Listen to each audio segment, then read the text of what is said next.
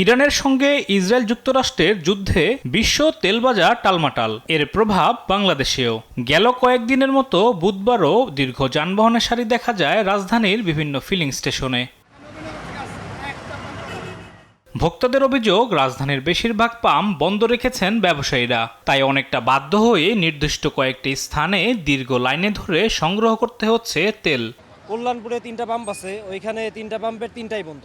Private কারে দিচ্ছে কিন্তু বাইকে একদমই দিচ্ছে না। একটা পাম্পেও তেল নাই, একদম আস্তে আস্তে, তারপরে এদিক দিয়ে ঘুরা, তারপর মিরপুর দিয়ে ঘুরা ঢুকে মিরপুরও নাই, আর গাবতলিও নাই, ওদিকে নাই, 100 জায়গা কোনোটাই বন্ধ। এখানে আমি 2 ঘন্টা বেশি হয়েছে, আমি 2 ঘন্টা 23 মিনিট লাইনে দাঁড়িয়ে আছি তেলের জন্য আর কি। ঘন্টার পর ঘন্টা লাইনে দাঁড়িয়ে যতটুকু তেল মিলছে তাও পর্যাপ্ত নয় বলছেন চালকরা। এটা চলে না তো, আমার যা তেল দেয় তেল আমার দিন যায় না, মানে এখন কিছু ডিউটি ফাঁক দিতে হয়। এখন কত দূর টাকা তেল দেয় একমাত্র আল্লাহ জানে। যে পরিমাণ তেল দেয় এই পরিমাণ তো আমার হয় না। আমি মার্কেটিং জব করে না, আমার প্রতিদিনই 2 লিটার তেল লাগে। এদিকে বুধবার সকালে রাজধানীর তেজগাঁও, মহাখালী ও আশপাশের বেশিরভাগ পাম্প বন্ধ দেখা গেছে।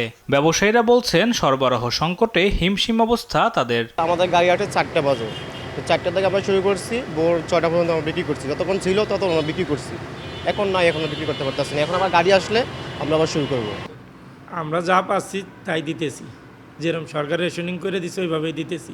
তবে চলমান সংকট মোকাবেলায় তেলের দাম বৃদ্ধি না করায় সরকারের সিদ্ধান্তকে সাধুবাদ জানিয়েছে সাধারণ মানুষ। জনগণের মনের ভিতরে জায়গা করে নিচ্ছে, এটা সরকারের খুব মহৎ সিদ্ধান্ত। আমি আমার পক্ষ থেকে এই সরকারকে অসংখ্য ধন্যবাদ দিই যে আমরা এখনও তেল পাচ্ছি, কম হলেও তেলটা পাচ্ছি।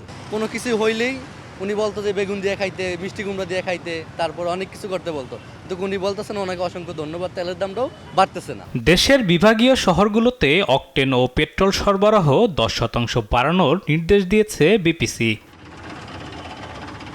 আলিমুজ্জামান সফওয়ান, দেশ টিভি, ঢাকা।